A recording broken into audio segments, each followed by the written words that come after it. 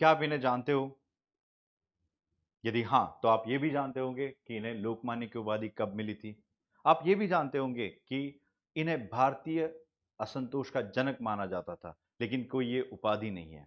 यदि नहीं, तो आज हम जानेंगे लोकमान्य तिलक के बारे में। हम लोकमान्य तिलक को एक राजनेता के तौर पे जानते हैं, लेकिन उनका सिर्फ राजनेता के तौर पे ही पूरा करियर नहीं था। उसके अलावा उनका शिक्षा में बहुत बड़ा योगदान था।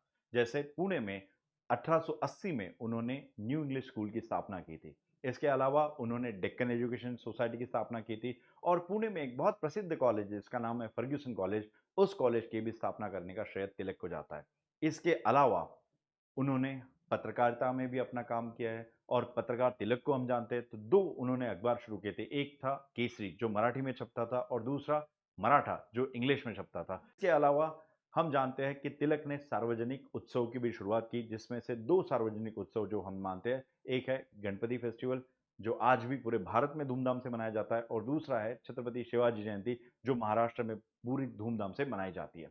इसके अलावा 1906 में तिलक राष्ट्रीय आंदोलन के एक बड़े नेता के तौर पे उभर के आए, क्योंकि 1905 में बंगाल का विभाजन हुआ था और स्वदेशी आंदोलन की शुरुआत हुई थी।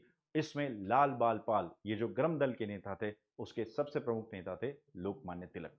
तो 1908 में तिलक ने एक अपने अखबार केसरी में एक लेख लिखा था। अधिकारी थे जैसे रासबिहारी बोस थे, उनका समर्थन किया था। इसीलिए तिलक को राजद्रोह का मुकदमा चलाया और उन्हें 6 साल की सजा दी और 6 साल के लिए उन्हें मंडाले भेज दिया। मंडाले जाके भी तिलक शांत नहीं रहे। तिलक ने वहां पे एक किताब लिखी जिसका नाम है गीता रहस्य। जब 1914 में तिलक वापस आए तो राष्ट्रीय आंदोलन पूरी तरह से मुरझा गया था। सो 1916 में तिलक ने राष्ट्रीय आंदोलन में एक नई जान डाली जिसका नाम है home rule movement. Home rule movement की शुरुआत करके तिलक ने स्वराज की जो आइडिया थी उसको आम जनता तक पहुंचाने का काम किया। 1906 में तिलक ने एक अपना भाषण दिया था। उस भाषण में उन्होंने कहा था कि Swaraj is my birth right and I shall have it. तो यही संदेश जो है ये होम रूल मूवमेंट का संदेश बन गया कि स्वराज हमारा जन्म सिद्ध अधिकार है और हम उसे लेकर रहेंगे। इसी प्रभाव के चलते और लोकमान्य तिलक के काम के चलते लोगों ने उन्हें लोकमान्य की उपाधि इसी आंदोलन के दौरान दी।